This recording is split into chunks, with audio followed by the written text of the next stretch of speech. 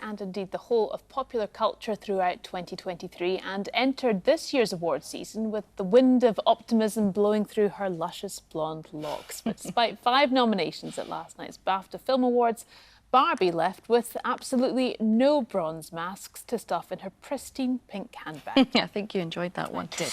Instead, it was the other half of last year's Barbenheimer phenomenon that took to centre stage on London's South Bank, with Christopher Nolan's Oppenheimer, of course, taking home a grand total of 7 awards, including the big one presented by Back to the Future legend Michael J. Fox.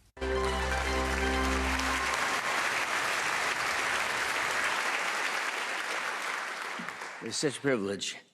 And the BAFTA goes to, oh, I can read it, Oppenheimer.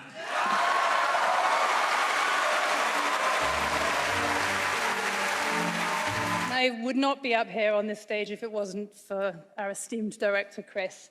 He is inspired and inspiring. He is brilliant. He is often infuriating. He's always right.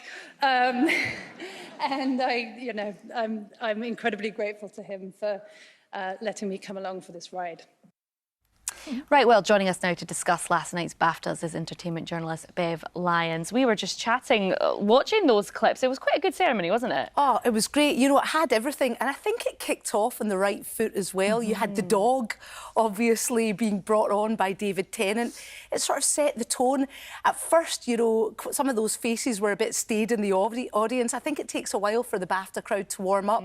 But then the humour got going. And then, of course, we had Sophie Ellis-Bextor doing Murder on the Dance Floor, hoping, of course, that Barry Keoghan wouldn't do a repeat of what actually happened in Saltburn with those themes. But, you know, it was fun, but at the same time, again, rewarding such superb talent throughout the film industry. Well, let's get on to that in a minute, but first, we've got to talk about Barbie, because so much has been made about the fact that it hasn't really done well through the awards season, has it? Why do you think that is, Bev? I think there is. I mean, look, I wouldn't like to say that there's a snobbery, but there might be some case of that.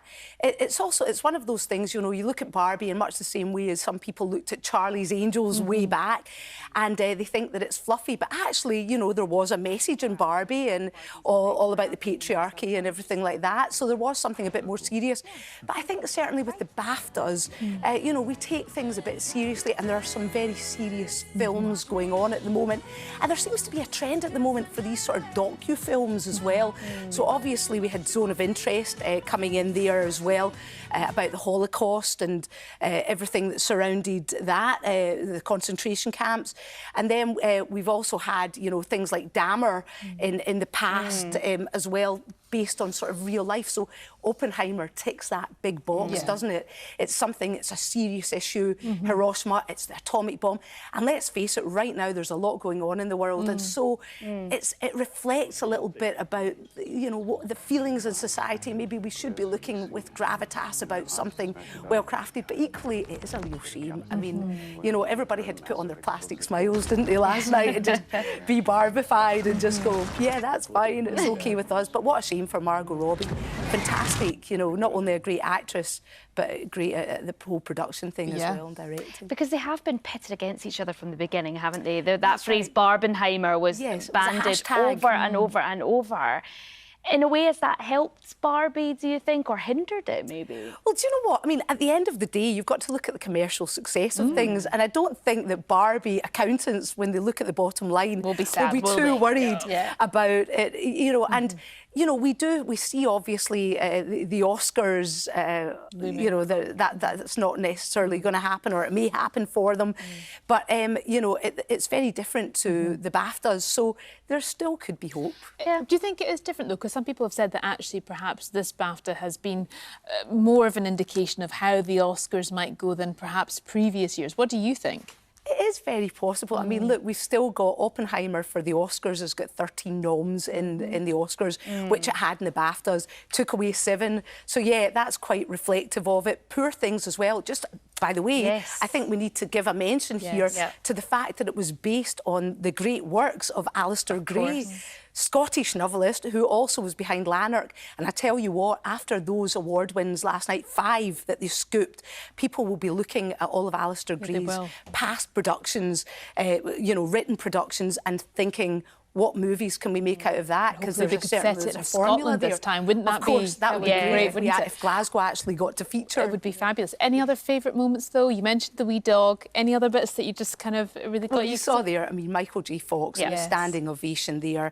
31 years since he was actually, you know, well, 1990s, he was actually diagnosed with Parkinson's. So that was great. 31 years, I was going to say, since Robert Downey Jr. Last picked up an award for Chaplin.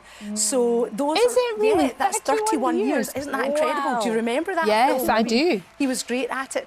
And so, you know, there's life in the old dog yet. Indeed. But, I mean, I loved his dancing as well. I think it was great. I just think it's fantastic. We also saw, of course, Prince William turning up without Catherine for, you know, that was a bit of a first as well, but sitting beside Kate Blanchett. I always like to see who's sitting beside who and all the wee goings-on the red carpet too. It was nice to see a bit of Martin Compston and a bit of Tessa Hartman flashing it. Well, I think we could go all night on this. Unfortunately, we have a programme to wrap up. But thank you so much for coming in, Bev. Right, time now for the